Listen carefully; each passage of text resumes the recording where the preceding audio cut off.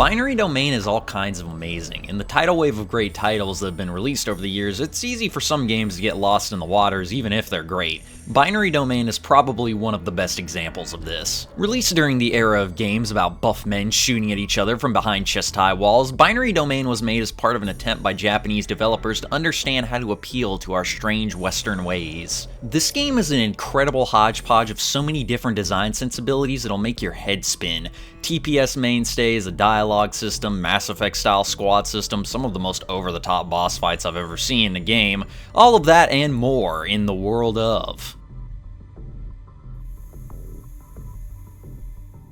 As I've said before, the 7th generation of consoles was a strange one. You see, prior to the late 2000s and early 2010s, the video game industry had largely been split into two different blocks of dominance. The console market was largely the purview of Japanese companies such as Nintendo and Sega, while the PC market was mostly under the control of American names such as Apogee and Microprose. The status quo was established in the wake of Atari's collapse in the early 80s and was the landscape of the industry until it all changed in 2001 with the launch of the Xbox. Inspired by the monumental success of Doom, Bill Gates directed Microsoft to develop its own gaming device. With the original Halo leading the charge, a new video game scene opened up, with many Western studios slowly transitioning from being focused on PC development to entering the console market. In the first 5 years of the new millennium, a whole new world of American game development exploded onto the scene. With the release of the Xbox 360, this trend continued. Halo remained a cultural phenomenon, Call of Duty rose to become a household name, and Gears of War became one of the selling points of the new console. In the wake of this development, Japanese studios found themselves struggling to adapt to the changing industry and retain the Western audience. Prior to the 360 era, first-person shooters and military-themed games were largely confined to the PC, a platform that was much more niche than consoles, which were dominated by platformers, racing games, and several other genres that Japan-based studios had specialized in. In the new era, FPS games, tactical shooters, and role-playing games grew bigger, expanding to a much wider audience at a rapid rate. In the late 2000s, first-person shooters were the fastest-growing genre, meaning that Western-developed games were now dominating both PC and console markets. With their stranglehold of console titles waning, Japanese studios scrambled to try and find ways to appeal to modern Western audiences. As a result, many studios began to rework existing franchises in ways that they thought would catch the attention of Americans. Survival horror titles like Resident Evil and stealth games like Metal Gear Solid began to incorporate gameplay conventions encountered in stuff like Gears of War and Rainbow Six into their franchises. In more extreme cases, series like Silent Hill were completely handed off to Western studios, and other Japanese companies began to create new IPs built from the ground up to feature developments from American games. As part of this wave, we got stuff like Lost Planet, Vanquish, and the main subject of this video, Binary Domain. Released in 2012 and developed by Ryuga Gotoku Studio, the same team behind the Yakuza series, Binary Domain is a title that combines gameplay sensibilities found in games like Mass Effect and Vegas 2 with a distinctly Japanese vision of overall game design and narrative delivery. When I was in high school, I used to write a column for the student paper about video games that were one-off titles that I thought deserved a sequel. Yes, I was that much of a fucking dork. If I had played it back then, you bet your ass I would have done an article about Binary Domain. For whatever reason, game critics at the time, at least in the US, had a real hate boner for Japanese games. Pretty much everything from that island was getting middling to negative reviews, and I remember this game in particular getting really middle-of-the-road scores. Meanwhile, something like Heavy Rain was getting a 10 out of 10 from Game Informer, and everyone was forgetting about the game part of video games. Due to a combination of these low scores, general waning interest in Japanese games, as well as a complete absence of any marketing campaign, the game sold only 20,000 copies in the United States and not much better anywhere else. Like many commercial failures that the Empire of the Sun produced in this period, though, it's gone on to accrue a loyal cult following of people who dutifully preach its word anytime someone types out the words hidden gem on a Reddit or 4chan thread. I myself only bought it on Steam a while back because it was on the Wikipedia article about cult classic video games, and I'm always on the lookout for weird games that have slipped past my radar over the years. I didn't really have any expectations for this game going in because I knew so little about it, but I was aware of its reputation and I thought it would be fun to play and make a video on. When I played it, however... That's all fascinating, Major, but we got a situation over here. Go! Ah! Point is, stay on the seawall for a while. Right now, outside the wall, it's crawling with security. Oh, now he tells us. Thanks for nothing, Major. So much for our covert op. Take them out!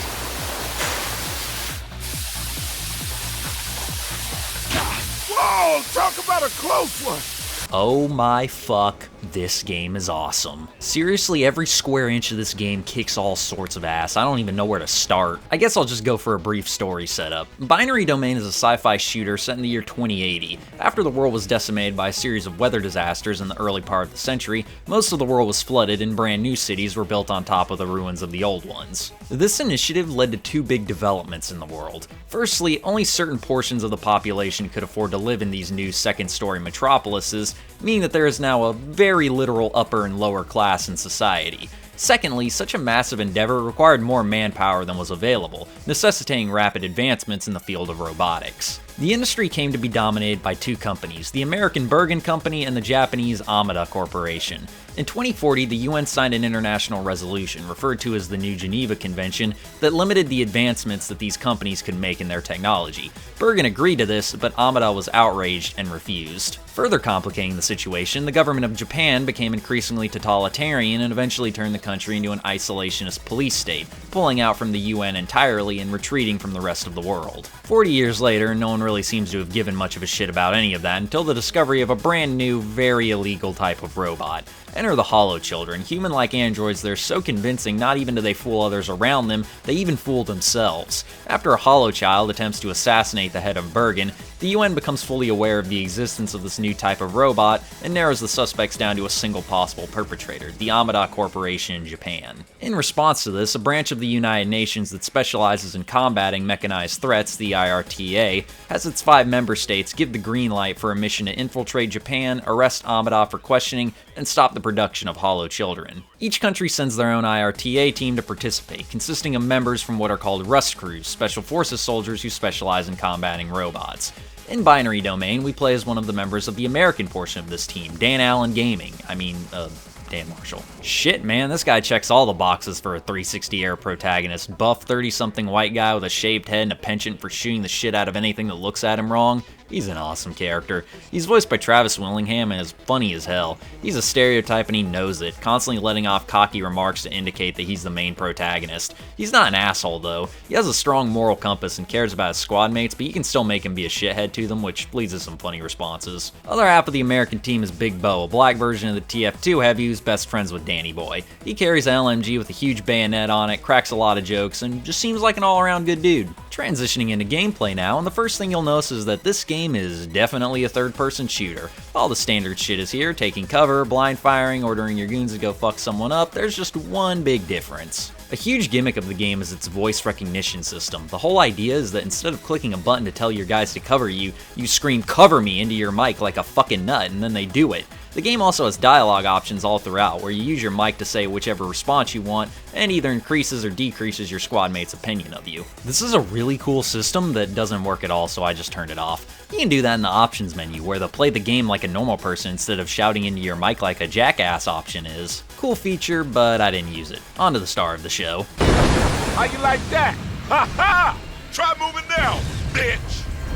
Booyah! Shooting robots. One thing I definitely wasn't expecting out of this game is that it uses the strategic dismemberment system from Dead Space. To those of you that don't know what that is, it's not just some psychopath shit I made up, that's what the devs actually called it. Basically, the idea is that, like necromorphs, T-1000s don't give that much of a fuck if they have arms or legs, so you have to tear them completely apart if you want to kill them. This leads to the enemies being very reactive to the damage they take during a fight. Blow off their legs and they crawl towards you, knock off an arm and they charge you with a stun baton, blow off their head and oh shit, that was where their sensors were, so now they're shooting their buddies. Fun fact, the game no longer reads them as an enemy when you do this, which led to a pretty funny moment early on. Meet our new British friend. Philip said the guy's ex-MI6, a real agent, not some pencil pusher. So watch your back, alright? Here's the deal about the robots though, Amada Corp didn't just make one type, they made a shitload, meaning you've got a whole cast of mechanized monstrosities to kill that all look increasingly like they weren't made by someone interested in practicality, but instead in making Resident Evil enemies real. You get a taste of this variety early on, when you encounter the game's first boss, the Grand Lancer, or, as Dan calls it,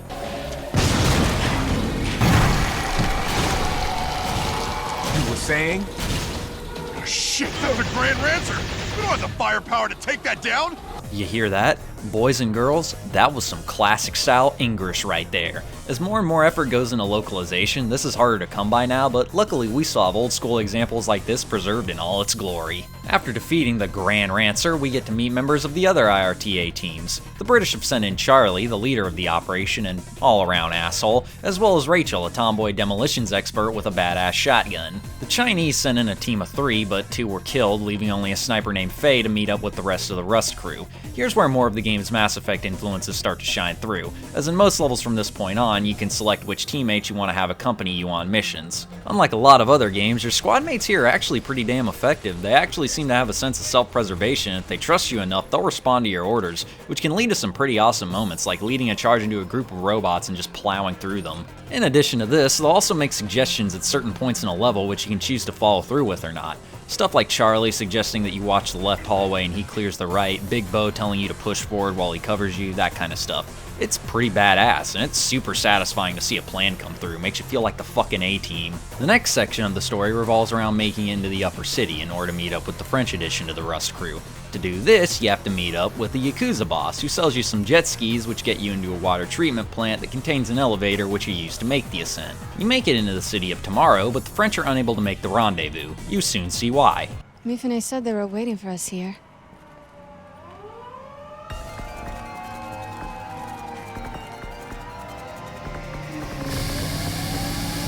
Guess that's them right now.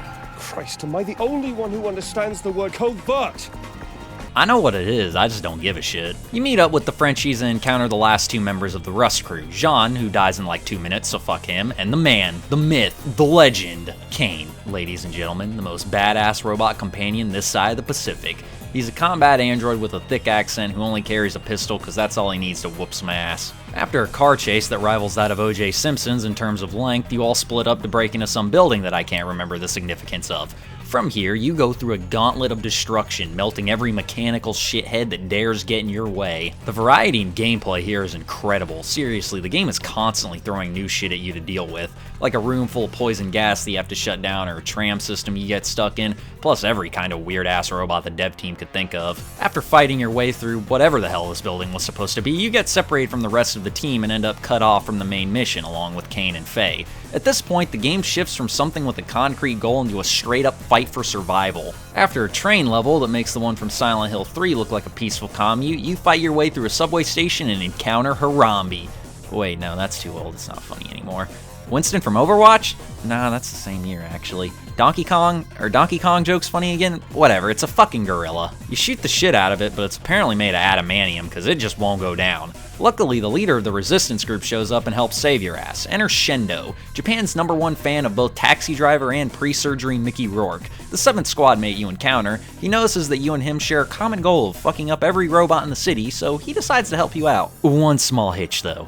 Harry of the Hendersons ain't dead and continues his pursuit. You manage to make your way back to the Resistance headquarters and square off with this android orangutan from hell, where you engage in the world's most protracted boss fight. Put the thing down, save the Resistance, time for some R&R. You treat a wound that Faye received on the train, at which point if she trusts you enough, she bangs you, and then get back to business. You're about to make a deal with Shindo and the Yakuza boss from earlier, when it turns out that one of the rebel leaders is a hollow child and every robot in the base goes batshit insane. Another boss fight? Damn, this game's really doubling up on me like that.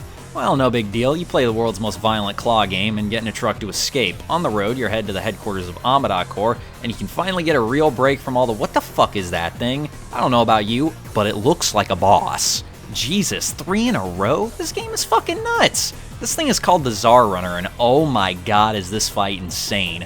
Let's just take a moment to really comprehend what's going on here. We're being chased by a psychotic, semi-sentient monster truck, shooting at both it and a legion of robots with jetpacks, as well as the main cast of that old PS2 game Kinetica, all while hanging out the side of a futuristic Amazon delivery van. This is the most insane game I've ever played. You kill the Tsar Runner, and the level caps off with a bit where you hold out in a parking lot against a Soviet Red Army-sized detachment of mechs that swarm you, which you're only barely able to defeat after Kane hacks an artillery unit, and you use that to lay waste to everything. Oh my god, this game kicks so much ass! Okay, level's over. You're in the lobby of the Amada Corp building. and you finally get a moment of, nope, wait, there's fucking ninja robots now that can dodge your bullets, so you have to fight your way through them, and you get in the next room, and oh shit, the chandelier there is a giant octopus robot, so now that's another boss fight, and you have to climb up it while avoiding getting shot and electrocuted, and you have to shoot its drive core out while your squad is fighting a fucking war, trying to hold off all the androids gunning for you, and holy shit, this game just doesn't quit! After that, you finally get a break from boss fights.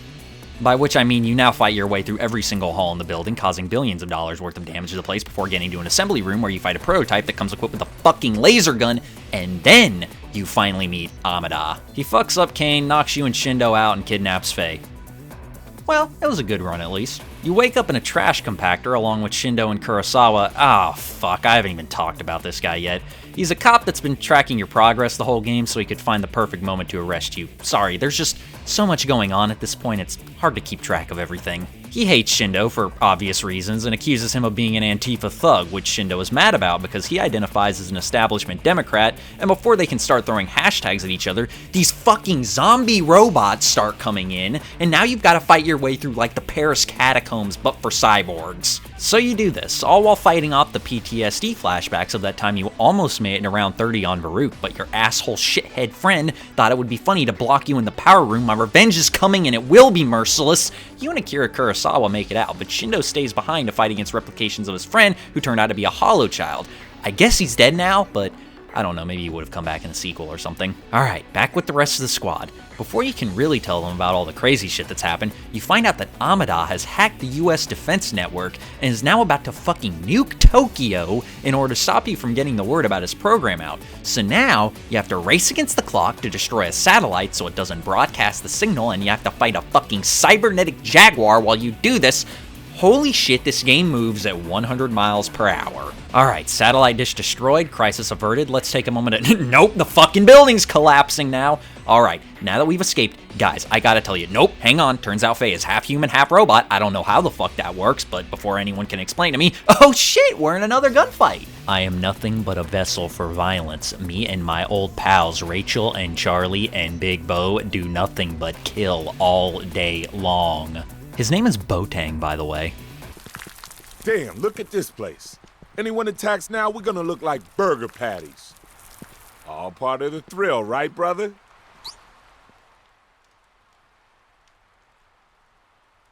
Yo, chill out. Just take a look up. This whole joint's looking to come down on our heads anytime. Finally, a moment of reprieve from the chaos of conflict and the senseless violence that now defines me. Oh wait, no, we're shooting again. We just gotta kill more shit. We just gotta. Hey, what the fuck is in this thing anyway? Turns out it's Amada. That doesn't make any sense since we saw him earlier. This doesn't add up. You know what that means? It's time for some exposition. So the Amada from earlier was a fake person, but not a hollow child. You see, after the New Geneva Convention was signed, Amada began working to create the world's most intelligent AI in an effort to spite the people trying to limit him and to show the world his genius. He was successful, but the AI calculated that Amada's pride would lead to its destruction, so it killed him and took his place as head of the corporation. For the last 40 years, it's worked to disperse hollow children throughout society, breeding with regular humans in order to create a species of hybrids that will pass on their superior physical capabilities to their offspring as well. This will lead to the breakdown of the barrier between man and robot, creating a new breed that hybridizes the best aspects of both kinds in order to reshape society in a way that maximizes the AI's hopes for survival and allows it room to enact its plans to reshape the Earth into its vision of a utopia. Did you like all that? Did you find it compelling or interesting? You know what I find compelling and interesting? Fucking shooting things, cause that's what you do now, bitch. Faye has gone turncoat and fights against you after finding out about her heritage. You defeat her, say your goodbyes, and give her the mob's farewell. This is it, the AI's core. It's totally defenseless. The intel concerning the hollow children has been sent to the IRTA. It's over. All that's left is to aim a rocket at this monstrosity, and what the fuck is this shit? You thought the robots were the bad guys? Well, you were right, but there's an even worse enemy, one that's been hiding in the background this whole time, an impenetrable and enigmatic force that's been trying to play the situation to their own benefit this whole time, the American government. Just before you get capped, though, it turns out Dan spared Faye and she saves you. Just before Faye gets capped, it turns out that Kane is still active and he saves her. Now, On to the final battle. 5 US mechs versus you and your whole squad, united during gameplay at last and ready to do what you do best, blow up the whole goddamn world. After that, the commander piloting a big-ass super mech that has like 4 different weapons. This fight will test everything you've learned up to this point, all the upgrades you've gotten to both yourself and your team, as well as your ability to function together as an outfit united in pursuit of victory. It's one of the most epic moments I have ever seen in a video game, an encounter that truly engages you and demands that you make use of every tool in your kit. Too bad I remembered that the secondary on my AR was maxed out, so I could just stun-lock the last boss until he died. You defeat the corrupt major, the city is saved, the world knows about the Hollow Children and who made them, the AI is destroyed, and Faye and Dan go their separate ways. The end.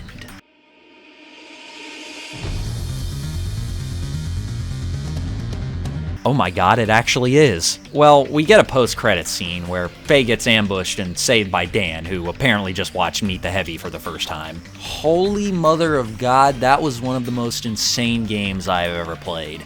From start to finish, it was an exercise in badassery, a collage of all the most over-the-top set pieces that the devs could come up with, mixed in with a compelling gameplay loop that strikes a perfect balance of making you feel like a badass and challenging you at the same time. Fuck, man, I wish this game had sold better than it did, not just because that would have opened up the possibility of a sequel, but because it probably would have led to more games like this. A lot of games these days are concerned with realism, which isn't a bad thing, and that has its place in the industry as well, but it was nice to play a game that doesn't give a fuck about any of that. Binary Domain has one concern and one concern only, giving you a high-octane thrill ride that keeps you glued to the screen from start to finish. Interesting story, likable characters, fun gameplay, hype music, every piece of this package is geared towards quality, and it shows. If you haven't played Binary Domain, which you probably haven't, then you need to, because it's easily one of the most underappreciated titles of the 7th generation of consoles.